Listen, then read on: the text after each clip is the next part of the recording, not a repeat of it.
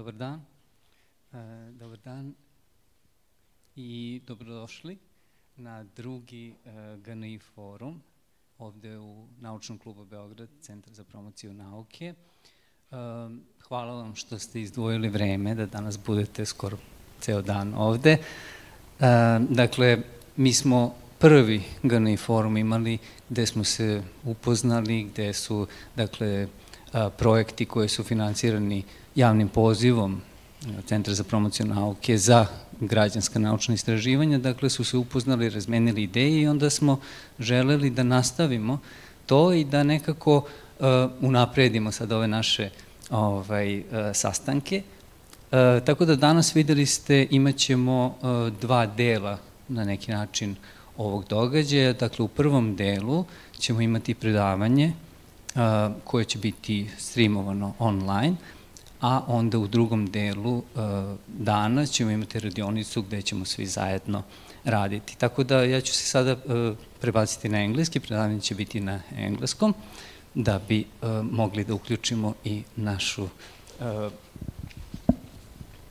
dakle, Vanessu koja će da održi predavanje. So, good morning everyone. Welcome to the second Citizen Science Forum here at the Science Club Belgrade. Thank you for taking the time for being here. Welcome as well to all joining us online for the first part of this meeting. Today's forum is all about sharing knowledge, communicating, strengthening connections in citizen science. And we'll start today with our opening talk. I have a pleasure of introducing our speaker, Vanessa Hannesschläger, our longtime collaborator and dear friend. We at the CPN have been working with Vanessa on several European projects.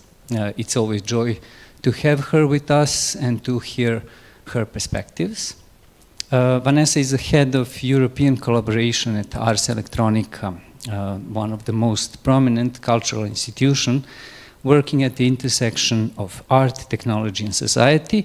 She brings a wealth of experience in digital infrastructure, open science, and innovative approaches to citizen science. And from this year, she expanded this work through REAC's concept project, developing a European infrastructure for citizen science. And I have to say that CPN is partner in this project. She currently oversees Impetus, which awards the annual European Union Prize for Citizen Science. She'll tell us something more about these exciting initiatives during her talk. And Vanessa will walk us through the evolving landscape of citizen science in Europe, highlighting key infrastructure projects, lighthouse initiatives, and the growing role of arts and cultural institutions in driving public engagement in research. Her lecture will last approximately 40 minutes, followed by a 15-minute discussion. So feel free to note your comments, questions, and share them during Q&A session. And those of you following online are welcome to post your questions in the chat, so we will read them during the Q&A session and discussion. And one thing, without spoiling anything, Vanessa may have some especially relevant news for citizen science in Serbia, so I encourage you to listen very closely. Thank you, and Vanessa, the floor is yours. Thank you so much. So, dobar dan, everyone, and thanks so much, Bojan, for this very kind introduction. Audio is working, right? Can you nod? Because I'm seeing the people in the room. Yes, no? Okay, great. All right, so indeed, it's lovely to be here, and I'm very excited to be able to share with you some insights about the landscape for citizen science and the infrastructure that is currently already existing and that we all can benefit from, both as citizen scientists from the field of research, as citizens who want to participate in science and who would like to bring in their perspectives, but also benefit from the learnings that we have from science and research, so that we as societies can also grow from that. So indeed, I will start first of all sharing my screen. And I will start by actually telling you about where I come from, a little bit more about Ars Electronica. Screen sharing works, I hope. Otherwise, please scream. Yes, and so the two main initiatives that Bojan also already mentioned in his introduction are also, of course, the key infrastructures that I will be speaking about today. So that's Impetus and indeed REEx concept that I will be talking about in a little bit more detail. I will first give you an insight into REEx and what we are planning to do there, because in that context, I can also point to a few existing infrastructures and existing initiatives that REEx is actually trying to bring together in order to also make a more integrated citizen science landscape in Europe, but more on that in a minute. And then I will follow that by talking more about Impetus, a current Horizon Europe support coordination and support action, which has already provided some quite significant support to a lot of citizen science projects throughout Europe and the European research area, of which, of course, Serbia is also a part, and which is, of course, a fantastic initiative. But what I would also like to point out before I start is that such European initiatives and projects are great, and they are very needed, and they are, of course, providing one of the very important baselines that we're operating under. But equally important is a more localized and national support system, such as what the Center for Promotion of Science is providing also with the citizen science calls in Serbia on the national level, because the commitment to citizen science cannot only happen on the highest levels. On the contrary, I believe that citizen science needs to be integrated on all levels, from the European to the national to the local to the very, very, very local, even to the extent of really involving just neighborhoods in projects and activities, so that really all citizens can start to participate, to integrate, to share their knowledge, and also to learn. So that is just something that I wanted to point out in the beginning. And that is also something that Ars Electronica is trying to do.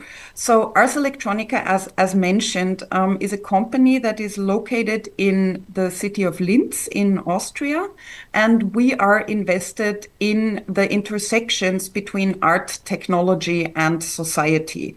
We believe that artistic innovation, artistic thinking, artistic disruption is the only way that societies can learn to deal with the digital age.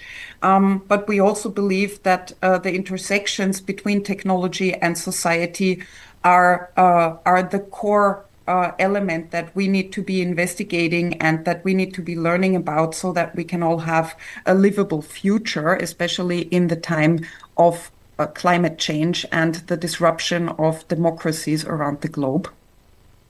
And this is our home. So this is the Ars Electronica Center, the Museum of the Future, as it is called per its subtitle, in the heart of Linz, located on the borders of the Danube. And this is where we host both the Ars Electronica Center, the museum, and the Ars Electronica Future Lab, which is our research and development department. But this is not where we started out. Ars Electronica has actually been around since 1979, so quite for a while. And what we started with is the Ars Electronica Festival, a festival happening annually that brings together artists, activists, people from the field of innovation, from the field of digital technology, but also citizens and policymakers who have a platform to exchange and learn from each other and share their ideas in the context of the festival.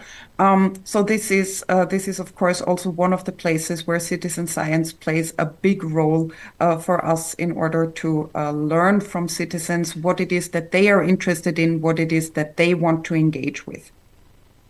But Ars Electronica is actually much more than only these activities. So there is, of course, the heart and soul of our activities is the festival which we started with.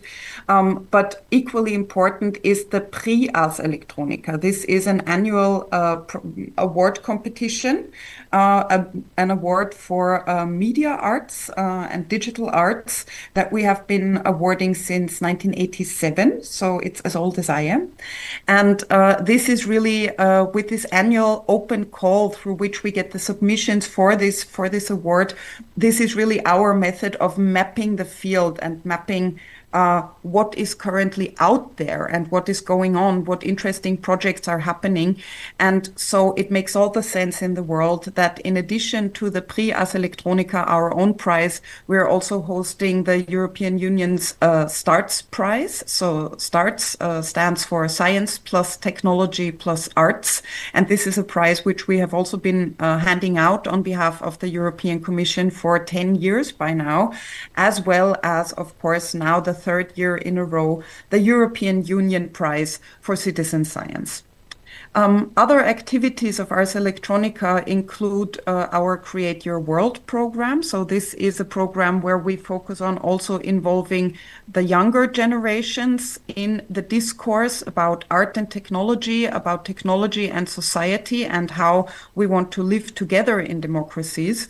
But we also try to, of course, export our activities quite literally in the Ars Electronica export department, which brings our exhibitions, our artists, the people that we work with to exhibitions around the globe. Also, specifically, we have a focus very heavy in Japan, probably not surprising for a company that is so heavily engaged with the development of technology. But of course, we also try to document all the activities that we have been doing in the last, how many is that? Over 45 years in our archive. Ars Electronica Solutions is our business unit, so a very successful unit that also scales the developments that we do within the company so that we can also make some money, which is, of course, for a cultural institution like we are, always a big topic.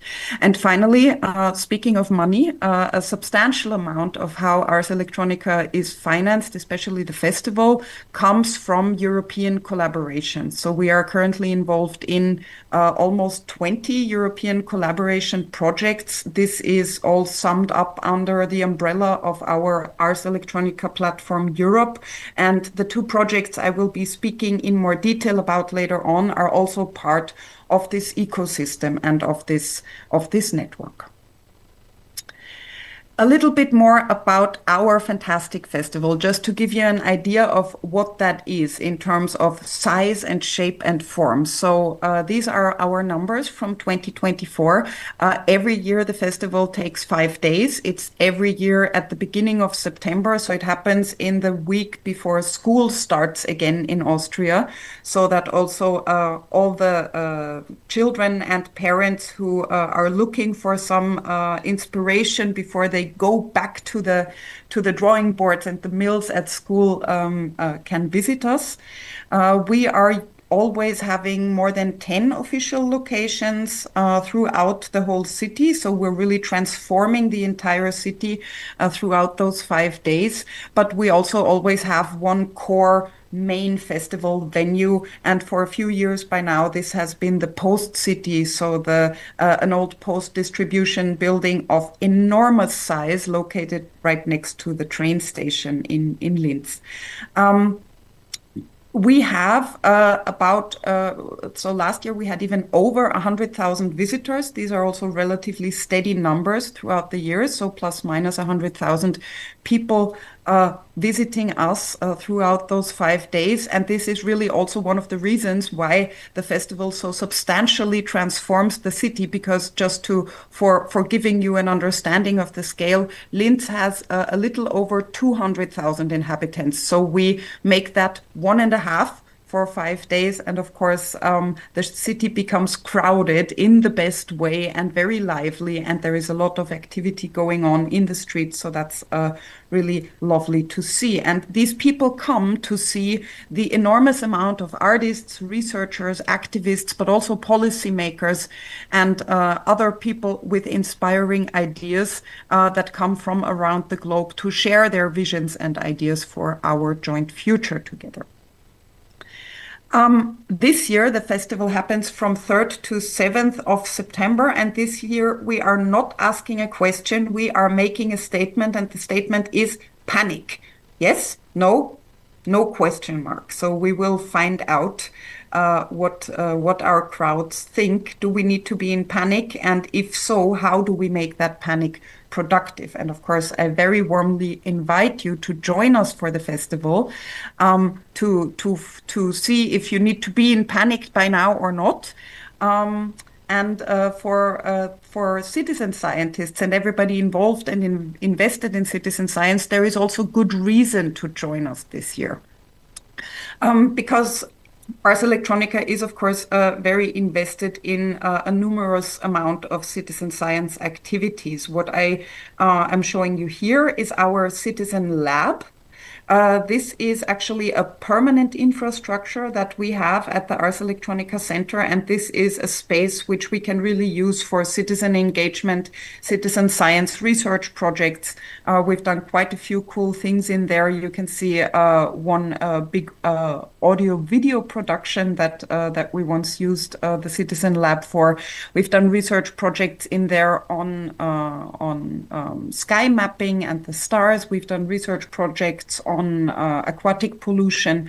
So a lot of interesting activities always going on in the citizen lab, and of course also a space where we work a lot with the next generation and work with the big amount of students that visit us in the center.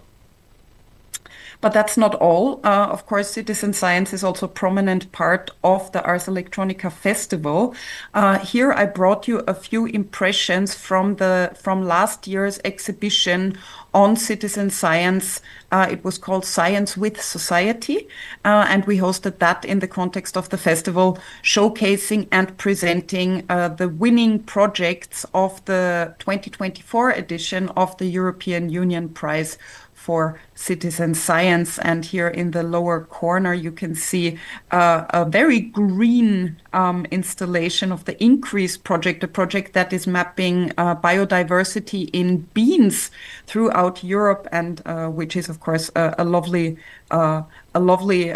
activity to participate in, but also a very important activity to participate in, because all citizens who are growing these beans in their own gardens throughout all of the continent are, of course, also contributing valuable data on how these different bean specimens evolve and develop. And so they really contribute not only to our knowledge about biodiversity, but also about how we might move forward with sustainable agriculture in the times of climate change. So we learn a lot from the citizens about how the beans actually evolve, how they behave in different climates, and which might also be useful for nourishing us in the future.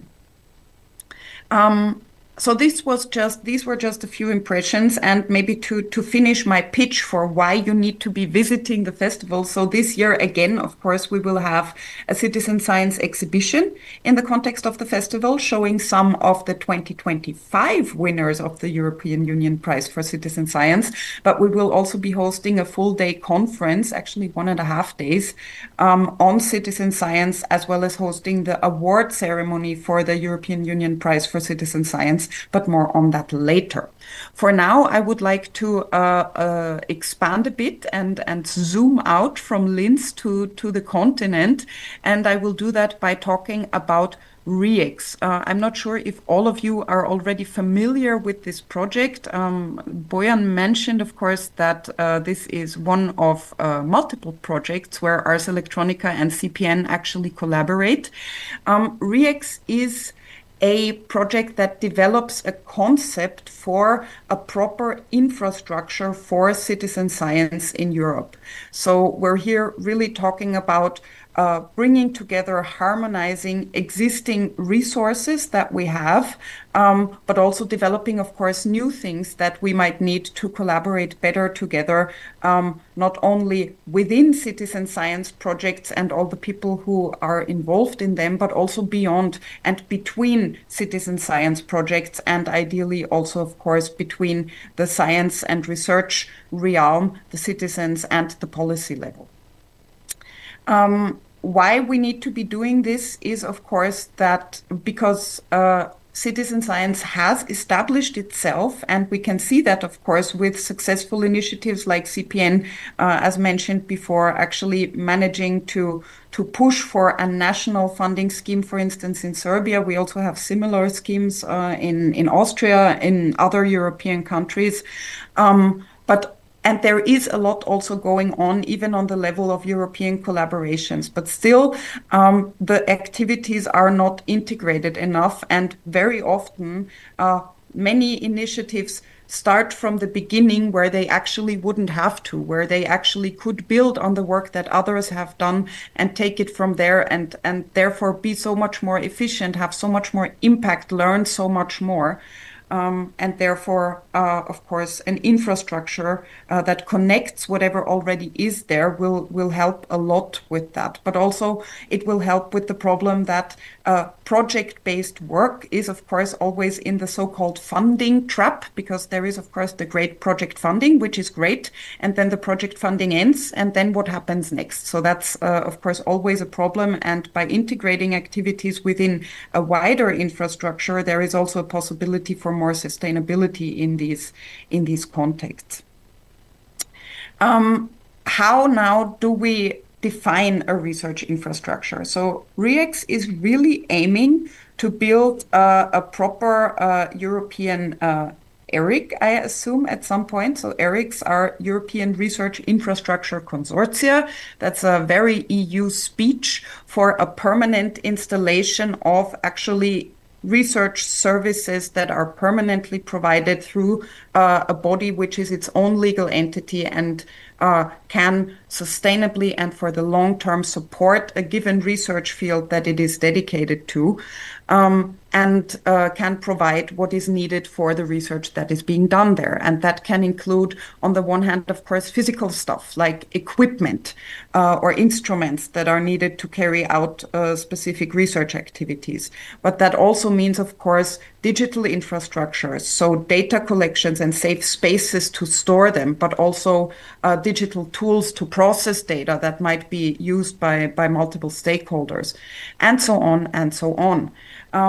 But of course, when we talk about citizen science, the core part of the infrastructure is, of course, the citizens themselves. So the citizens are what really empowers citizen science, and therefore they need to be, of course, at the core of the concept that we are developing. So the idea is to bring together the citizens throughout all of the European countries that are participating in this project, and to really consider their ideas, consider their knowledge, their power that they already bring in to really define and shape what this infrastructure will look like. And of course, the underlying principle of all of this is, as far as it is possible, to conduct this in an open way. So to be sure that citizens can build on what exists, we need to make sure that, of course, whatever can be open, data, tools, resources, should be open and should be findable and should be available in understandable language.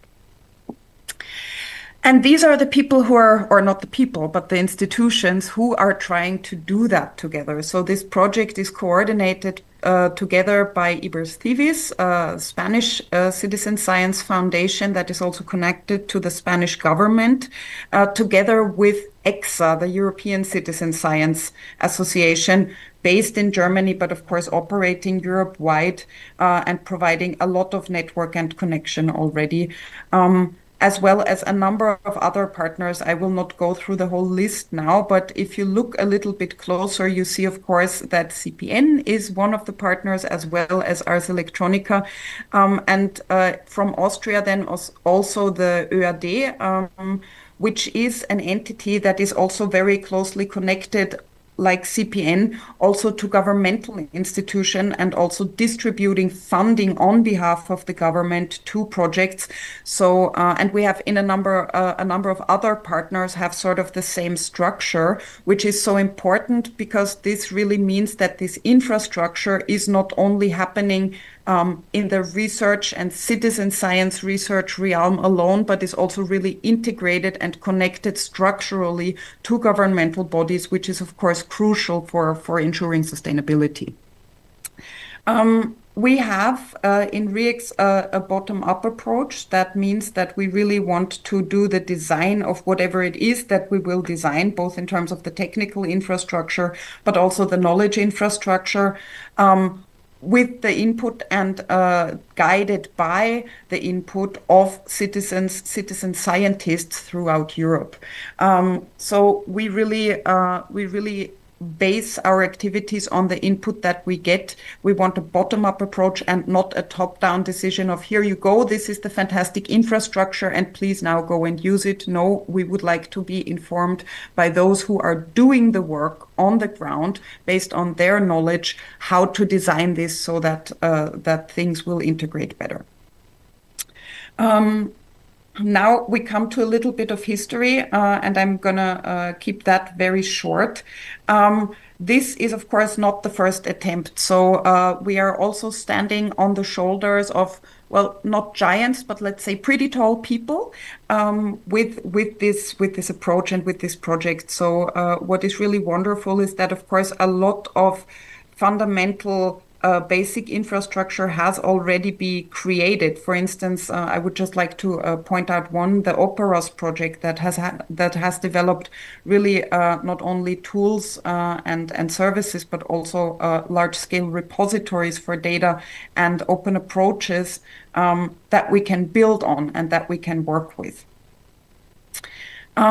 The main things that we're doing in REEx, because this is, of course, something that is important to understand, we're not building the infrastructure in this project. We're finding out what the infrastructure needs to look like.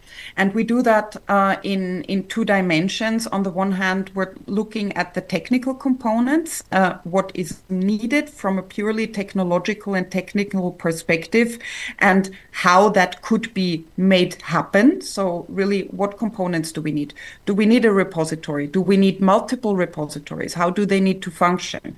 What kind of data are already existing? How can we integrate them? Do we need to integrate them all? Do they all need to live in the same place, or can they be in a distributed manner?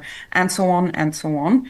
But we're also looking, on the other hand, next to this very practical technical work, at the strategic plan. So how can such an infrastructure even be organized and operate for a permanent perspective? How can we make sure that it actually reaches the people and that the people reach back, that continuously the citizens and the citizen scientists can give shape and form to what this infrastructure is, how it needs to provide services, and how it will best benefit the community. And that's also, of course, where you come in. So I would like to also extend a very, very warm invitation to all of you in the room to really join in the activities for building this. So we want to know about what you're using. What kind of devices do you already have? What tools, what data, what skills have you built? What knowledge are you bringing in that could be components that could be shared with others and could be distributed through this infrastructure so that others can also share in your work? But of course, we also want to avoid, and I think especially in citizen science, this is a crucial element. We want to avoid over-engineering. So we don't want to make things too complex. We want to also learn from you how you would be a user of such an infrastructure and what it would need to look like for you to be easily usable, rather than a highly technologized environment that can only be used with on the basis of a certain level of expertise, which is in citizen science. If we want to onboard more people, involve more people, of course, this is something we really need to pay attention to, because, and I cannot stress this enough, this is an infrastructure that belongs to all the citizen scientists and not just the expert group or expert technical level people who need to maintain it on an administrative level. And how can you do that? So the core activity to learn and to conceptualize what we need to be doing are the co-creation events. So REEx will host an immense amount of workshops. I believe it's going to be over 50 and maybe even close to 100 throughout all of Europe, in which people can share their perspectives, their very concrete tools and resources, but also become part of this community, connect with others, and develop new ideas together. There will be these workshops will be happening everywhere. They will also be happening in Serbia together with the colleagues from CPN, and you are, of course, extremely warmly invited to participate in that process. What we will also be doing, and this is already a little bit of promotion for next year's festival, we will be holding a huge stakeholder engagement summit where we're trying to bring all the different players of citizen science together at the Ars Electronica Festival, so that they can also exchange with each other, all the players, meaning technology providers, research institutions, science centers, but most importantly, of course, citizens from citizen science activities throughout Europe, so that they can connect and develop a joint vision. So that's REEx, and it's a pretty cool thing. But that's, of course, not the only infrastructure, if maybe that's a big word, but not the only European scale activity around citizen science that is going on. This is the website. I will also be sharing the slides, so if you would like to use them, check something out, go to any of the links later, you will get them, of course. And now I would like to switch to Impetus and speak a little bit about this project. This is also the framework project for the European Union Prize for Citizen Science.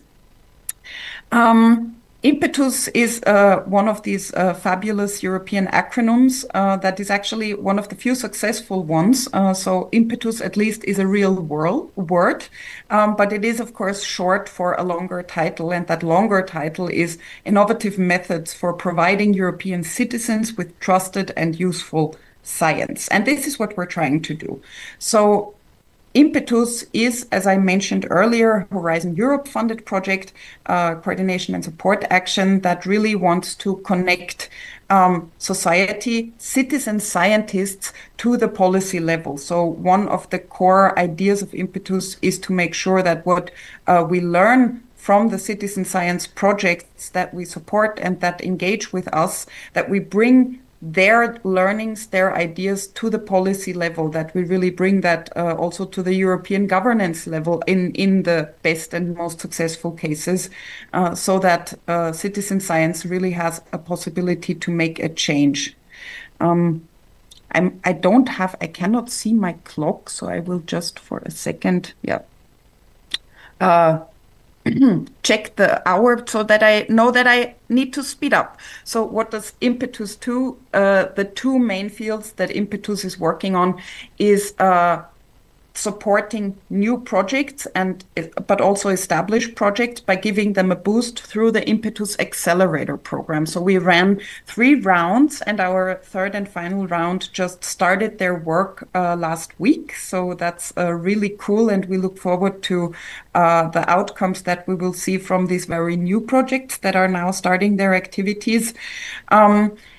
We support the projects on the one hand very concretely by giving them funding and money. But on the other hand, we also have a mentoring program that accompanies the activities of the citizen science projects that participate in this accelerator. So that means individual mentoring and exchange with experts who give input on maybe how to tweak methodologies, but also connection to other citizen science projects who might have already worked in a similar direction.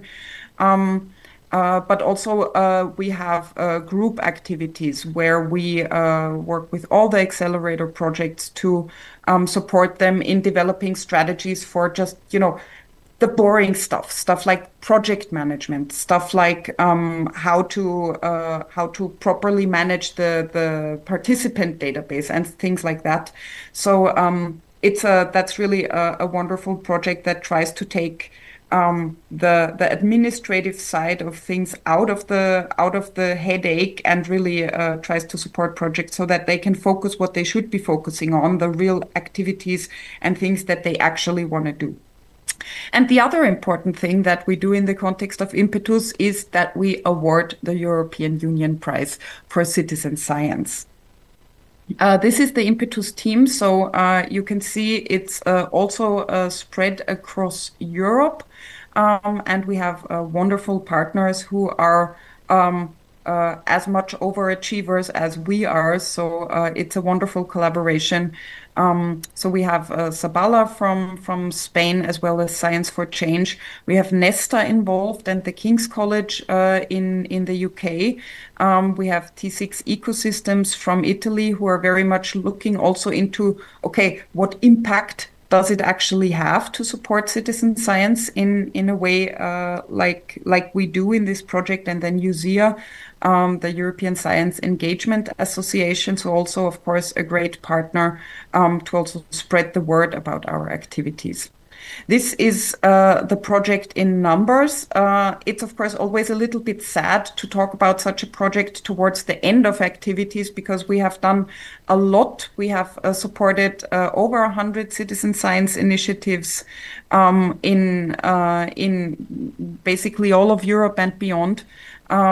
And we have provided a huge amount of support to them, but we are in our final round, so there is unfortunately no next call that I could announce. But we are, of course, working on a follow-up project. Now, how we understand citizen science in Impetus is, of course, a very wide definition. So one thing that is important to understand is that we see citizen science not only as science, but we're talking here about science and research. So we're not talking about the hard sciences, but also the arts and humanities, also the social sciences. That is also something that has had an impact on the final selection of our final round of prize winners, as you will hear in a few minutes. So this is something that we really focus on because, of course, the most prevalent and most dominant disciplines within citizen science are still biodiversity topics, biology, but also a lot around other environmental questions, which are super important, which are fantastic and can have a great impact through the involvement of big citizens communities. But that's not all where citizens' perspectives are needed. And this is something that is important for us to stress. And in order, for the sake of time, I will speed up a little bit because we need to be speaking about the European Union Prize for Citizen Science. This prize is awarded in this year for the third and final time. And we are awarding in total 30 awards. So the 27 honorary mentions really give an insight into the diversity of citizen science in terms of what disciplines are doing citizen science and also the geographic diversity. So these 27 honorary mentions, and you can check out the list later on the website to see who they all are. They really show that citizen science comes in all shapes and forms, and comes in excellent ways in all shapes and forms from all disciplines and all sorts of places. So this really shows the breadth and depth of citizen science, and how much it has evolved and is anchored in the research approach of this continent.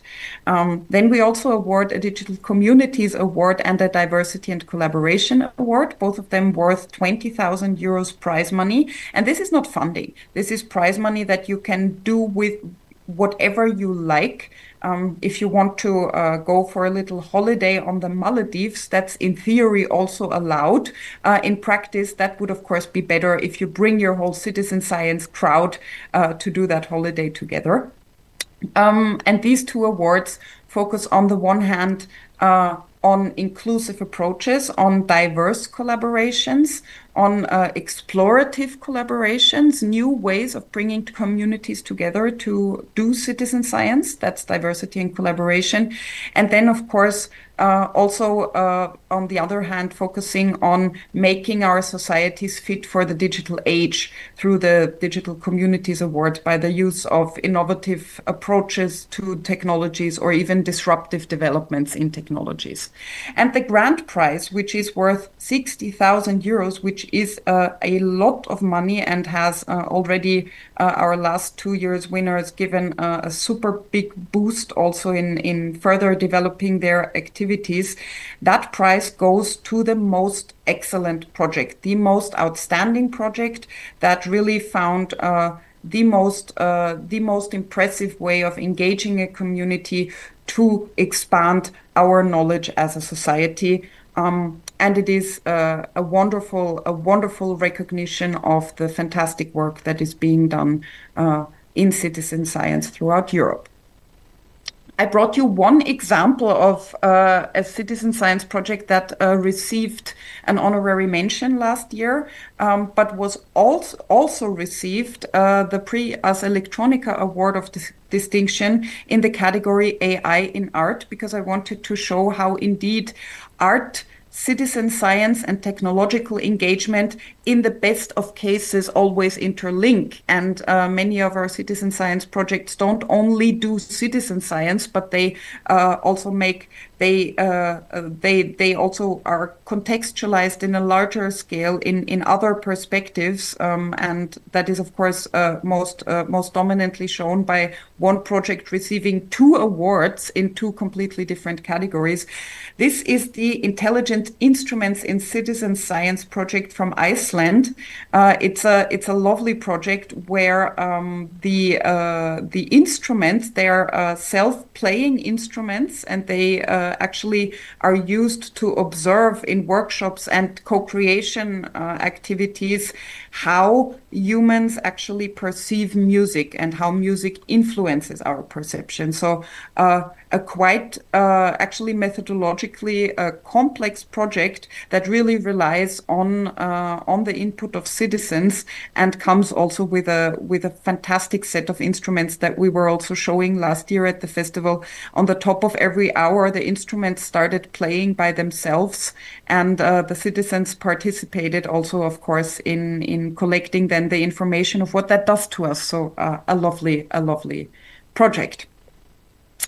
What happens when one project is selected to win the European Union Prize for Citizen Science is that it is invited to the Ars Electronica Festival and honored in the context of the award ceremony. And I brought you here a few impressions from last year of the handover of the prize certificate. And you can see this is quite a big scale room. 1,000 people come to see who won and to participate in the celebration of handing over the prizes. And here you can see all of the, it's not all, but a lot of the projects that joined us at the festival and received their prizes there.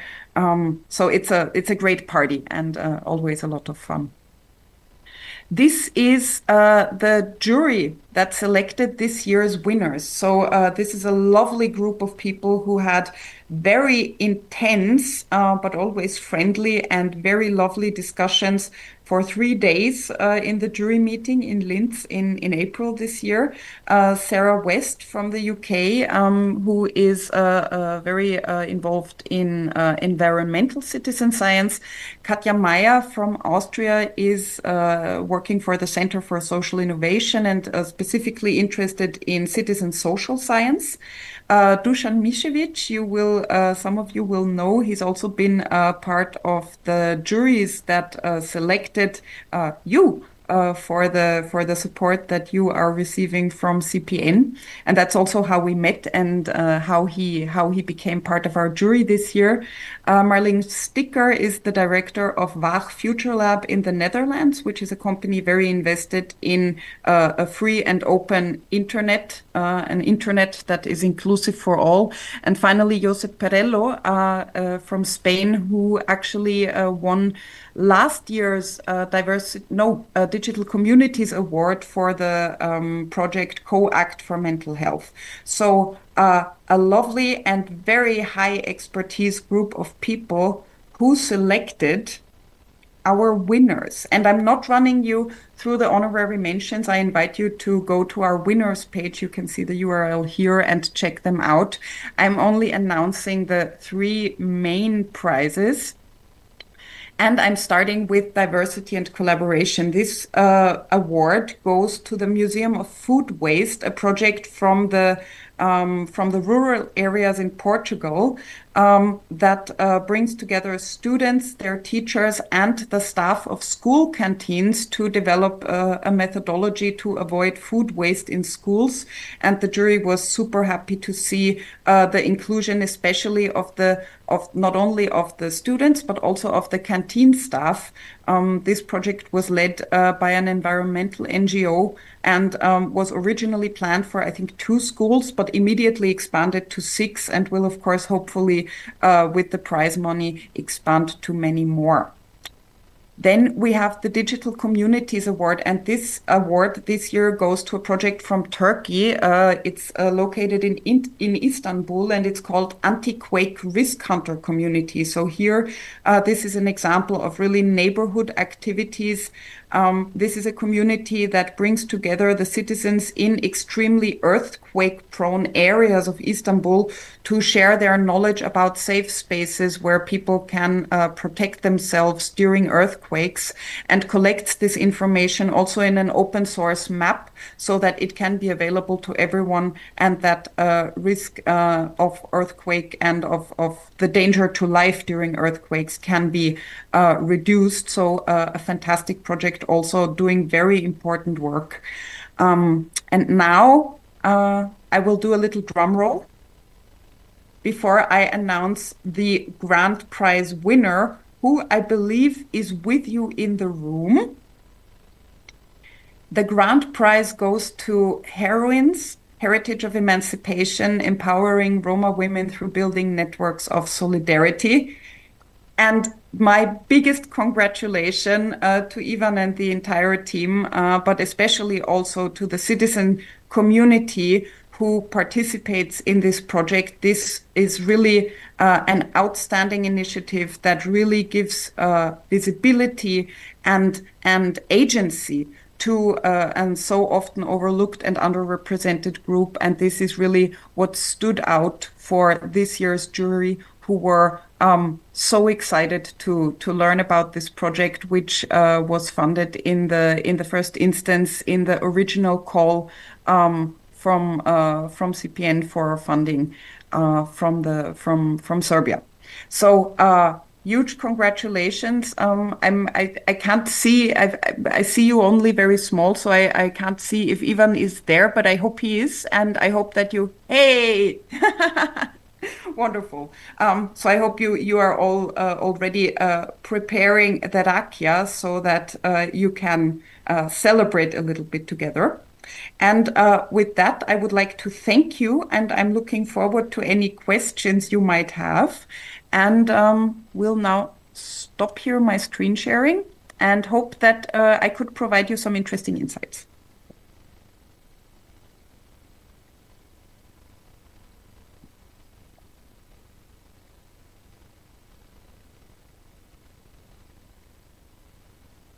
Just for info, I cannot hear anything at the moment. I will now start speaking. Sorry. Can you hear me now? Yes. Okay, thank you, Vanessa, for this wonderful talk and for this great news. We are all very proud for our team, and of course, congratulations to this team. Yeah, so we will, of course, celebrate today and in the coming days and weeks and months. This is really a huge, huge thing. So thank you. Now we can open a discussion. So if anyone has a question for Vanessa, please just raise your hand and I will give you the mic, because she will only hear you like this. So any comments, questions? No? Okay. Sorry. I think everybody wants to go into the break and start celebrating. Yeah, start celebrating, I guess. Yeah. Yeah, I had one question, because you talked a lot about infrastructures. Yes, so and we are doing this also through REX concept and everything. But what is the research infrastructure that can make a difference for citizen science, you know, in practical way, to make participants engaged and manage, whether it's managing data or something like that? What in your experience is, it may be digital or yeah, analog. So and how it will maybe, and the next thing is, how is this going to affect the policies and you know, implementing all this into developing citizen science? Yeah, thank you very much. I've worked in the past in other research infrastructures that were mostly focused on supporting the work of the humanities. On the one hand, the humanities at large, and on the other hand, very specifically linguistic research. And both of these infrastructures were very much focused on digital research approaches. So that is something that in many research infrastructures is, of course, a very dominant topic. So really a focus on providing integrated and core digital spaces, both in terms of data and in terms of tools, to execute, let's say, standard research processes on the basis of established methodologies. And I think that's a very important part. That is, of course, something, this always seems a little bit boring. It's technologically difficult to develop, but it's also extremely hard to sell, because it's just something very boring to do. On the other hand, when these infrastructures are not around, we suddenly feel their lack. Specifically when it comes to data, if we want to investigate questions that go beyond a very local level, then suddenly we see that we cannot always start from scratch. We cannot start data collections always at zero and collect our own data. We need to work with existing data sets. We need to build on existing data and enhance them and enrich them if we ever want to get anywhere and if we would like to expand our knowledge. So when that's not around, it's a problem, but to build it is, of course, very boring. But also, when we look at citizen science and its disciplinary diversity, because citizen science is a method that is established by now in all sorts of disciplines, this suddenly becomes a very complex question, because if we talk about data, for a marine pollution project, that's a completely different type and set of data that is interesting and necessary than it would be for a societal, a social democracy research project that looks at things from a social citizen science perspective. So that is one of the big questions I think that we will first have to solve. And where I think that's also what I meant with we don't want to over-engineer, where maybe solutions will also be, okay, in the end, for certain things, we're not going to build our own infrastructures, but we're just maybe looking more at existing infrastructures, data repositories, tools, etc., within the disciplines that the citizen science projects operate in, and we make them more accessible. So that's one thing. But I think, and this is what I have learned from past work in infrastructures, the core thing is always the question of knowledge networks, of exchange networks. So the data and the information and then the tools and that's all great. But what we really need is to establish a way in which we talk to each other, in which we can find each other. So I think that is the core. That is the core infrastructure that we need to build, a way for citizen scientists to learn where the others are, where everybody else is, and how to connect and how to share our knowledge with each other and how to build upon what we do, rather than always starting from scratch. And to make that in a way that really doesn't only enable the researchers and scientists and the professional people, but that really enables all citizens, and especially bottom-up citizen science approaches, where an idea does not come from a researcher, but comes out of a community who wants to do something, that they will find a way to know that there are others, how to connect to them, how to benefit from others' work, learn from them, and work together. That will be the crucial step and the crucial task, to my understanding, for an infrastructure for citizen science. And how that comes to the policy level, I think that is that is for me a hugely important question, because what I believe to be extremely necessary also as part of building such an infrastructure is that we find a method where the local really connects to the supranational, and where we really build these pipelines through which citizens who want to engage in an activity, who have a concern, because citizens engage in citizen science because they care about whatever it is that they care about, and they get involved in a project because they say, hey, this is a problem, I want to do something, I'm doing this. And I think the task of an infrastructure there is really to build this communication pipeline where we take that information that here is this project, the citizens care about this topic, and we really find a structural way to communicate this to not only the local governmental representatives or whoever it might be who can help with a given issue, but also to a higher scale policy level. And we need to also build the communication pipeline back down, or back in the other direction, so that if there actually is a successful uptake of the findings and the concerns of citizen scientists, when that is successfully taken up and changed from the policy level, that we also make sure that the citizens get to see that they get to understand, hey, it was me participating in this project who was heard on whatever organizational governmental level that will be relevant to that, and something was changed because I did something. And I think that will be the core task. This is what we need to thrive for. Thank you. These are really wonderful messages, and also thank you for giving us so much to think about and to work on. I think these are important things. Does anyone else have any question or comment or? Okay, thank you. Thank you once again, Vanessa, for being here with us today and for sharing all this knowledge and new things. So yes, it will be a great start for us and for our work in the afternoon.